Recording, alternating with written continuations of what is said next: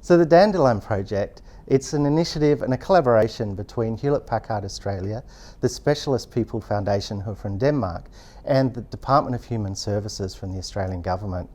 And so it's an initiative to provide meaningful employment to people on the autism spectrum, and also to help the corporate sector get access to the talents of these people. People were selected by Hewlett-Packard. Specialist People Foundation trained these people, and then they were placed within the Department of Human Services to work as software testers.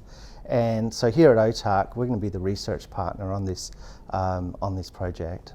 People on the autism spectrum are often working in jobs that are quite well below their level of training and expertise. The third thing is that there's a high level of transition between jobs. So this doesn't allow people to really sort of develop their careers and establish themselves if they're sort of moving between jobs. Our role as researchers here is to look at the impact of the program on the people involved. So we're going to get information from the people with ASD who are involved, the impact on their family members, and we're also interested in the impact on the corporation. So we're going to be getting information from co-workers and also from management. We're hoping that this sort of transition into meaningful employment will lead to improvements in well-being and feelings of self-worth, and that this will help to reduce anxiety and depression. We're also interested in the quality of life and if there's improvements or changes in that. So an example of that, or an example in change of quality of life, might be if someone's able to move out of home, and that previous to sort of gaining employment, that that was either impossible or something that they weren't financially able to do.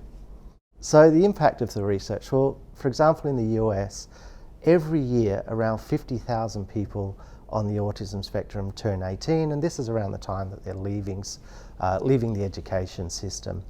Yet 2 years after that point, less than half of those people, or less than 50% of those people, are employed or in paid employment. So, and we also know that the unemployment figures in Australia are very similar to this.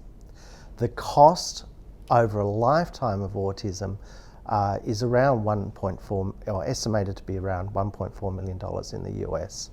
We know that not only do things like unemployment or underemployment have an economic and psychological impact, but it's also that it's a real waste of intellectual capital. So we hope that with our research, we'll be able to help identify the factors that lead to successful transition to a maintenance of meaningful employment options and opportunities for people on the autism spectrum.